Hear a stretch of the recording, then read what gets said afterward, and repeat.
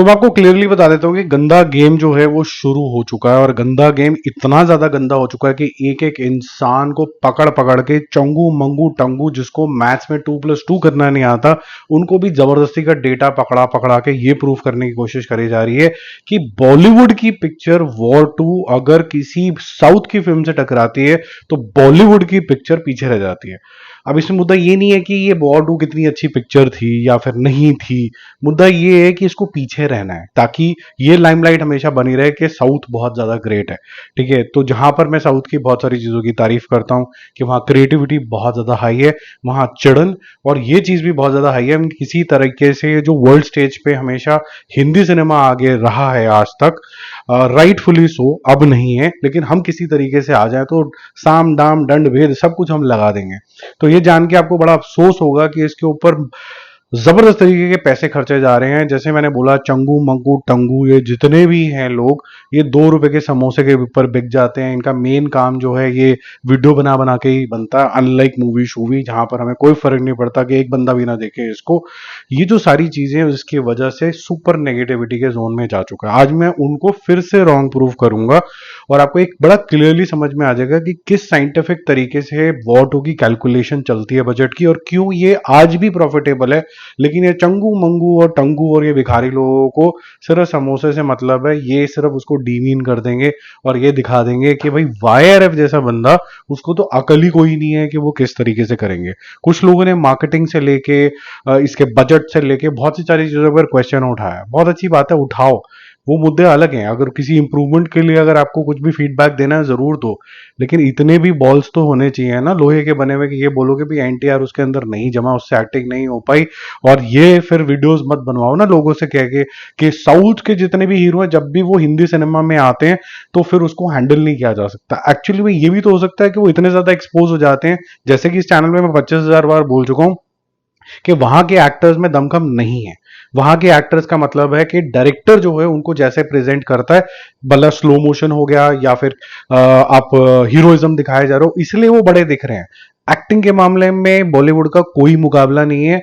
Unfortunately जो नई generation आई है उन्होंने काफी ज्यादा नाक कटाई है, तो लोगों को मौका मिल जाता है, बॉलीवुड खत्म हो गया। ठीक है, आज मैं आपको बड़े क्लियरली बताता हूँ कि वॉर 2 का जितना बजट है, हैवी होने के बावजूद भी वो प्रॉफिटेबल कैसे हैं, क्योंकि चंगू मंगू टंगू ने तो अपना ही कोई मैच बना लिया, तभी वो फेल हुए थे। महाअवतार की पहले बात कर लेते हैं, नरसिम्हा फटाफट से निपटाएंगे, फिर वॉर वूर पे थोड़ा ज्यादा कॉन्सेंट्रेट करेंगे। डे 29 है, 1.5 करोड़ ने कल किया था, आज 1 करोड़ किया है, और इसको मेरे ख्याल से सैटरडे संडे में जंप मिलेगा। और क्यों नहीं मिलेगा, क्योंकि बहुत अच्छी पिक्चर है, बहुत लोगों के मन में भाई हुई है, और लोग वेट कर रहे हैं कि अब हर 2 साल 200 बोल रहा हूँ, दो वैसे तो कहानी तो हजारों साल पुरानी है, हर 2 साल के अंदर आपको कोई ना कोई नए अवतार की कहानी दिखेगी। तो 219 करोड़ प्लस एक 220 करोड़ रुपए बहुत शानदार हो गया, और 287 करोड़ रुपीस के आसपास का वर्ल्ड वाइड कलेक्शन हो गया। 300 जल्दी हो जाएगा तो बल्ले बल्ले आपस में कर लेंगे। ऐसी कुली का 9th डे है और ये करीबन 5 करोड़ रुपए का बिजनेस करेगी। आज 5 करोड़ रुपीस, कल 6 किया था। 229 +5, ये फिर भी स्टेबल रही है, ऐसा नहीं है कि सीधा 1 पे उतर आए हैं, तो स्टार पावर है। तो 5 करोड़ रुपीस अगर आप मिलाओगे तो हो जाता है 234 करोड़ रुपीस।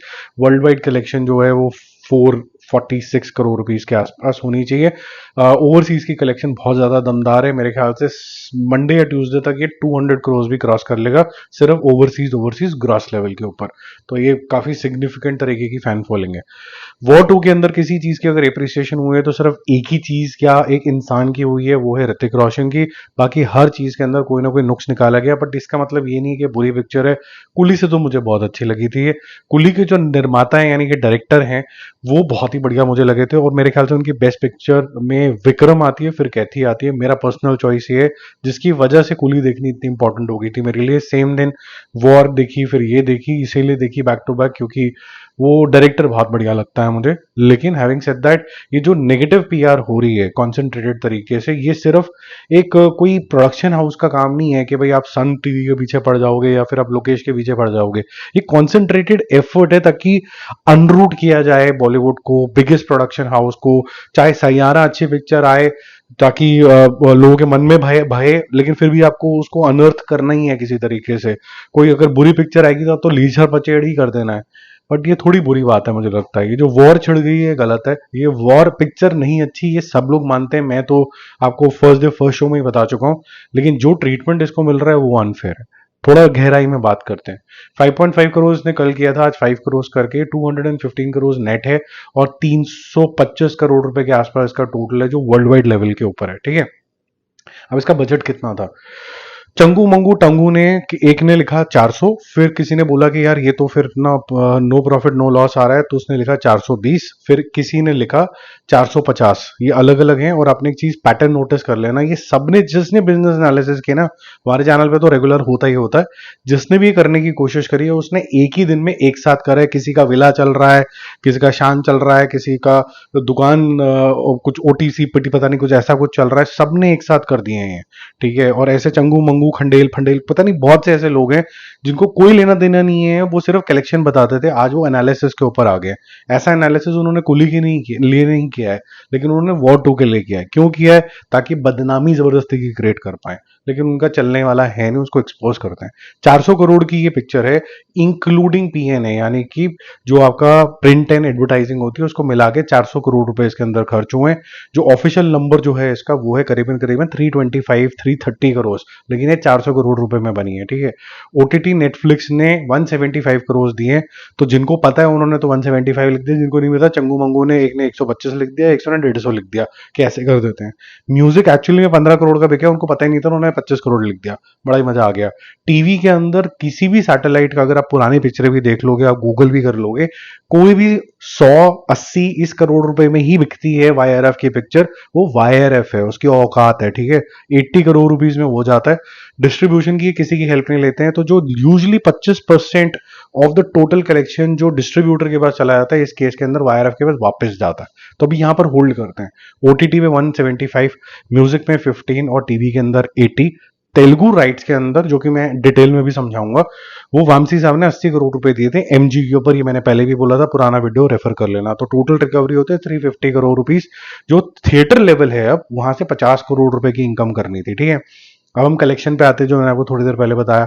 215 करोड़ आया, और 325 इसका ओवरऑल है। ठीक है, 2 मिनट के लिए हम इसको तेलुगु वाला जो कलेक्शन है उसको हटा देते हैं, कि भाई ये हम अगर हटा के देखें तो हमारे हिंदी बेल्ट से क्या आने वाला है। ठीक है, क्योंकि वहां तो वामसी साहब के जेब में चला जाएगा। तो 215 में से अगर आप 50 करोड़ रुपए के आसपास हटा दोगे तो 165 करोड़ रुपीज के आसपास होता है। ठीक है, 165 करोड़ रुपीज के अंदर आपको जो कलेक्शन आता है वो लगभग लगभग 80-85 करोड़ रुपए के आसपास आता है। 90 आता है एक्चुअली के अंदर, तो 90 यहां से आता है।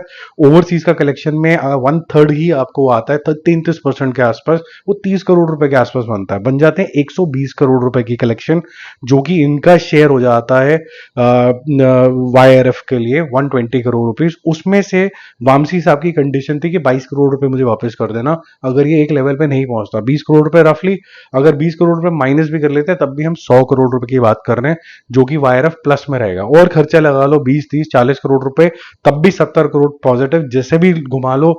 जिन्होंने 420 भी बना रखा है, इसका बजट 150 भी बना रखा है, तब भी प्रॉफिटेबल होते हैं।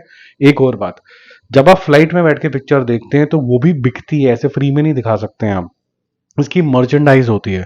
बहुत सारी मूवी एसोसिएशंस होती है जहां से 5-10-15 करोड़ रुपए और आ जाते हैं। तो किसी भी कंडीशन में वाईआरएफ को लॉस नहीं होने वाला है। अब दो बातें निकल के आती हैं इससे, कि यूजुअली जो वर्डिक्ट दिया जाता है वो कम से कम हिट या फिर सेमी हिट तब दिया जाता है जब आपका बजट क्रॉस हो जाए, यानी कि 400 करोड़ क्रॉस हो जाए। ठीक है, 400 करोड़ क्रॉस होने में भी बहुत टाइम है, क्योंकि अभी आप कहां तक पहुंचे, 325 तक पहुंचे, 75 करोड़ और करने। अगर कर जाती है तो फिर इसको अचानक से इसका टैग चेंज हो जाएगा, जैसे टाइगर के टाइम पे हुआ था। टाइगर 3 की सेमी हिट हो गई, हिट हो गई, सेमी हिट हो गई, उस जोन में चला जाएगा। लेकिन अभी इसका रन टाइम खत्म नहीं हुआ, इस हफ्ते कोई पिक्चर रिलीज नहीं हुई, लेकिन सबको बहुत जल्दी कि ये फ्लॉप हो गई और बहुत लॉसेस हो गए। 7 दिन के अंदर ही उनको ये कैलकुलेशन जरूर करके दिखाने के बहुत लॉस हो गए जी, बहुत लॉस हो गए जी। क्यों हो गए? क्योंकि किसी तरीके से डीमीन करना है, क्योंकि हमारे जेबों के अंदर बहुत ज्यादा समोसे आ गए जिसकी चटनी बाहर गिर रही है। ठीक है। तो बहुत बेवकूफ़ों वाला उन्होंने एनालिसिस किया, उनको मैथ्स आता नहीं है। इसमें कोई लॉस नहीं होने वाला है, इससे मुझे कोई फ़ायदा नहीं है, ये मैंने आपको बता दिया है। जो भी लोग आएँगे गधे दोबारा से, वो बोलेंगे कि जी आपको समोसा मिल गया, मुझे समोसा ना तो चाहिए, ना तेरे बाप को अगर चाहिए तो ले ले। क्योंकि बदतमीज़ी करोगे तो ऐसी लैंग्वेज सुनोगे, अभी तो माँ-बहन की गाली नहीं दी मैंने, क्योंकि वो भी मैं कई बार दे देता हूँ सिर्फ़ कमेंटबाज़ी में, और फिर मैं डिलीट भी कर देता हूँ, लेकिन मैं कैमरा के सामने नहीं देता हूँ, ठीक है? तो ये मैं इतनी इतनी मैनर्स तो मैं रखता हूँ। तो आपको मैंने समझाने की कोशिश कर ली, जो नए आए हैं चैनल के ऊपर, समझ में आती है तो बहुत अच्छा, नहीं तो चुपचाप से कट लो। जरूरत ही नहीं है एक भी एक्स्ट्रा व्यू की मुझे। जो मूवी शूवियंस हैं उनको ये मैथ्स मैं बहुत टाइम से समझा रहा हूँ, 1.5-2 साल से समझा रहा हूँ। जो लोगों को अभी नई नई आदत पड़ी है तो उनको ये चीजें समझ में आती हैं, और मुझे उन्हीं से बात करनी है। बाकी शायद सारे भाड़ में, मुझे कोई लेना देना नहीं है उनसे। ठीक है, तो जिनको समझ में आ गया फटाफट से थम्स अप कर दो। जिनको अभी भी नहीं समझ में आया, सभ्यता के दायरे में क्वेश्चन पूछो, मैं जरूर आंसर करने की कोशिश करूंगा। जो समझना ही नहीं चाहते हैं उनको